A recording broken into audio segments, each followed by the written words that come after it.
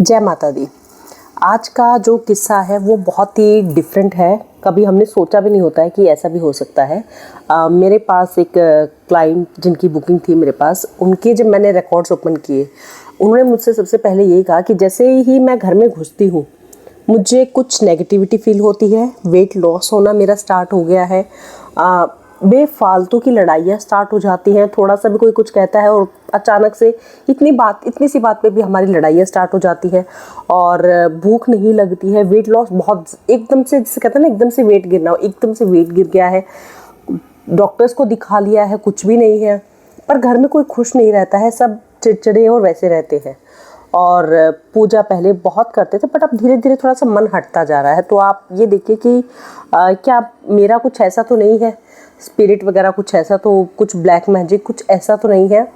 तो जब मैंने उनके रिकॉर्ड्स ओपन किए तो मुझे पहले मतलब पहले ऐसा कुछ दिखा ही नहीं, ना कोई स्पिरिट सामने आई, ना कोई ब्लैक मैजिक का कुछ ऐसा दिखा, ना कोई पितृदोष, कुछ भी ऐसा नहीं दिखा। सब कुछ मतलब स्टेबल दिख रहा है, ऐसा कुछ वो प्रॉब्लम सामने ही नहीं आ रही है। मैंने बार बार देख रही हूँ तो कोई प्रॉब्लम सामने नहीं आई। तो फिर मैंने उन्हें कहा कि ये प्रॉब्लम आपको घर के अंदर आने के बाद होती है ना, घर के बाहर तो आप ठीक रहते हो। तो उन्होंने कहा हाँ, घर के बाहर तो मैं बिल्कुल ठीक रहती हूँ। तो मैंने कहा फिर घर के रिकॉर्ड्स ओपन करते हैं। लकीली वो घर भी उनके ही नाम था, तो मैंने उनकी परमिशन ली और घर के रिकॉर्ड्स ओपन किए। जैसे ही घर के रिकॉर्ड्स ओपन किए, एक स्पिरिट मेरे सामने उनके घर के अंदर से स्टेयर्स जा रही थी। ऐसा दिखा कि स्पिरिट जो थी स्टेयर से एकदम भाग के मेरे सामने एकदम ऐसे आके खड़ी हुई। तो मैं तभी समझ गई कि उनके रिकॉर्ड्स में उनके ऊपर कुछ नहीं है, ये घर में ही कोई दिक्कत है। तो मैंने उससे पूछा स्पिरिट से, तो वो पहले पूरे घर में मेरे को घुमाती रही। मतलब ऑब्वियसली जहाँ वो जा रही थी मेरी एनर्जी भी पीछे पीछे। तो मैंने पहले पूरे घर में उन्हें घुमाया एंड फिर वो जाके उनका जो होल जो ड्राइंग रूम जो सेंटर था, वहाँ जाके वो स्पिरिट घूमती रही। तो मैंने स्पिरिट से कहा, मैंने कि क्या है और तुम क्यों हो यहाँ पे। तो पहले उसने कुछ नहीं बताया, मतलब वो बोल ही नहीं रही थी। तो फिर जो क्लाइंट थे मेरे, उनसे मैंने बात की कि आप मुझे बताइए, क्या आपको कुछ घर में कुछ फील हुआ है, ऐसी कभी कुछ दिखी है एनर्जी। तो उन्होंने कहा नहीं मैम, हमें घर में कभी कुछ दिखा नहीं है, बट ये है कि ये सब हो रहा है। कभी ऐसा कुछ नहीं हुआ है कि जिसे देख के मैं डर गई हूँ या अचानक से लाइट ऑफ हो गई है या कुछ अचानक ऐसा हुआ हो, बट कहीं ना कहीं नेगेटिविटी बहुत है। ये मैं फील कर रही हूँ। ऑब्वियसली मेरे बच्चों को और उनको नहीं लग रहा है, बट मुझे बहुत ज़्यादा फील हो रहा है। शायद कहीं ना कहीं इम्पैक्ट मुझ पे ही ज़्यादा आ रहा है। तो मैंने कहा कभी कुछ आपको फील नहीं हुआ है, या किसी की आपके आने के बाद किसी की डेथ हुई हो, घर में कुछ ऐसा हुआ हो। तो कहते कि नहीं, ऐसा तो कोई नहीं हुआ है। हम तो मतलब रिसेंटली ही इस घर में शिफ्ट हुए हैं, नया ही घर लिया है हमने, ये प्लॉट था पहले और हमने ही यहाँ पे घर बनाया है। मैंने कहा ओके। फिर मैं वापस रिकॉर्ड्स में गई एंड मैंने उस स्पिरिट से पूछा कि जो भी है तुम्हें ही मुझे बताना पड़ेगा अगर तुम्हें हेल्प चाहिए तो, क्योंकि इनको कुछ नहीं पता है जिनके घर में तुम हो, और अगर ये रिकॉर्ड्स बंद हो गए, मैं चली गई, तो तुम्हारी हेल्प कोई नहीं कर पाएगा, तुम ऐसे ही भटकते रह जाओगी। तो तुम्हें मुझे बताना पड़ेगा और तुम्हारे पास ये लास्ट चांस है। तो फिर वो स्पिरिट मतलब उसकी आवाज़ मुझे एक आई कि ये जो सेंटर है यहाँ पे मेरी डेड बॉडी है, ये जो घर है और यहाँ पे मेरी डेड बॉडी है। तो मैंने कहा कि किसने। तो उन्होंने कहा कि पहले मुझे कोई मार के ऐसे डाल गया था एंड उसके ऊपर मिट्टी डाल दी थी और ये खाली जगह थी एंड ये किसी को नहीं पता है, और मेरी डेड बॉडी है और उसके ऊपर ये घर बन गया है और मुझे मुक्ति नहीं मिली है, मुझे मुक्ति चाहिए।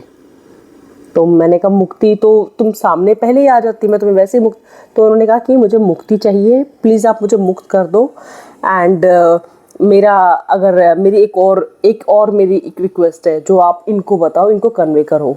मैंने कहा क्या।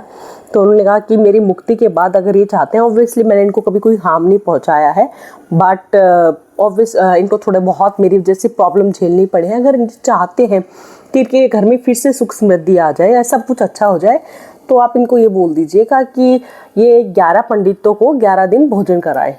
इनके जो भी मेरे वजह से जो भी इस घर में है वो ख़त्म हो जाएगा, ये हवन वगैरह कराएंगे और मुझे भी शांति मिलेगी, मेरा भी एक क्रियाक्रम वाला प्रोसेस हो जाएगा एंड आप मुझे मुक्त कर दो। तो मैंने कहा ठीक है। फिर मैं रिकॉर्ड से बाहर आके मैंने जो मेरे सामने जो क्लाइंट थी, मैंने उनको बताया कि ऐसे ऐसे है।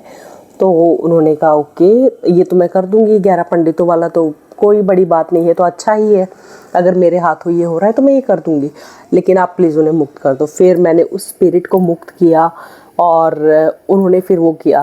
तो कई बार क्या होता है कि हमें पता नहीं होता है कि असली प्रॉब्लम क्या है।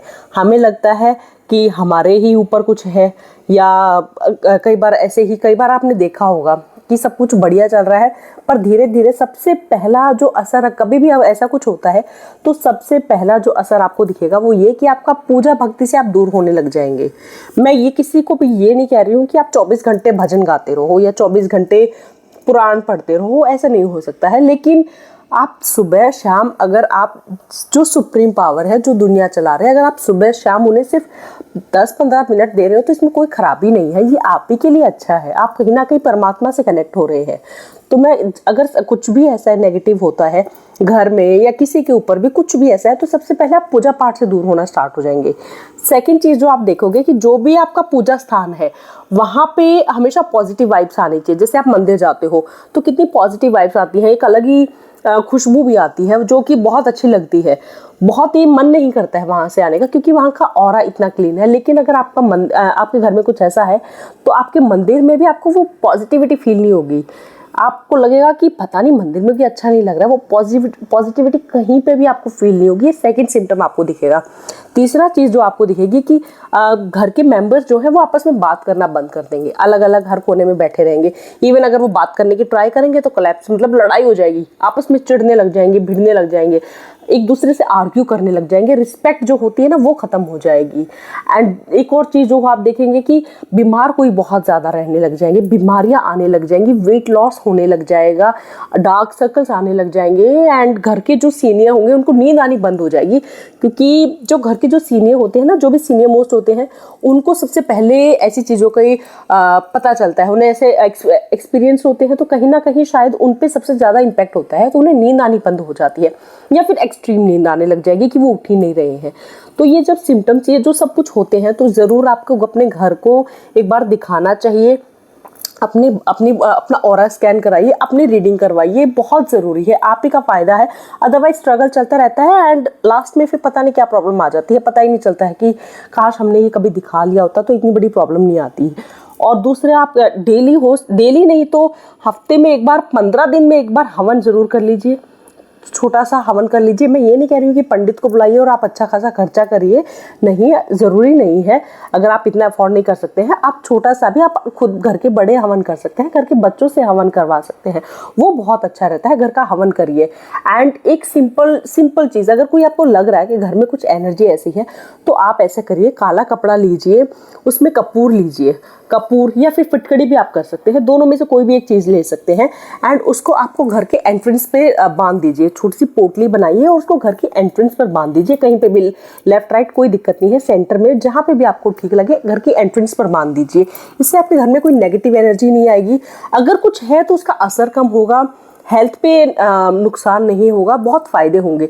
तो ये छोटे से आप उपाय ज़रूर करिए, और अगर ऐसा कुछ होता है तो प्लीज़ थोड़ा सा सीरियसली लीजिए, हर चीज़ इग्नोर करने की नहीं होती है।